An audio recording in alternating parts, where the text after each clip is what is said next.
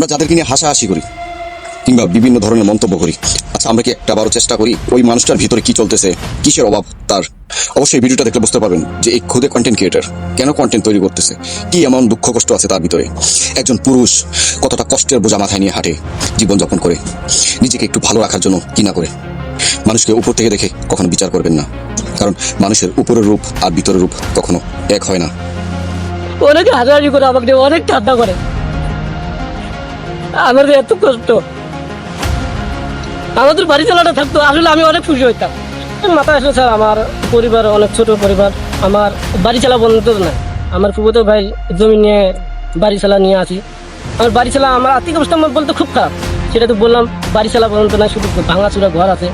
এই ঘর যদি ভেঙে যায়, আমি যে একটা ঘর দেবো, সেটা আসলে স্যার আমার অসম্ভব। এটা আল্লাহ পাকের ইচ্ছায় আমি অনেক টেনশনে থাকি, এই জন্য এগুলা যন্ত্রপাতি আমি কিনছি কিনা। মনে কষ্ট, মনে আবেগ থাকে, কষ্টগুলো আনন্দ দেওয়ার জন্য চোখগুলো পানি না ধরে আড়ালে, আসলে আড়ালে আমার পানি পর্যন্ত ধরে। এই কারণে আমি ভিডিওগুলো বানাই। অনেকে হাসাহাসি করে, আমাকে অনেক ঠান্ডা করে।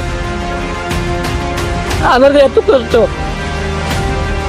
আমাদের বাড়ি চালাটা থাকতো, আসলে আমি অনেক খুশি হইতাম। আমি এখন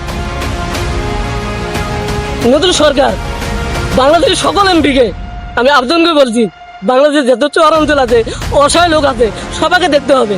আমি চাই না আপনারা আমাকে দেখেন। মানুষ খুশি থাকলে আমিও খুশি থাকবো, এটাই আমার এটাই আমার কথা।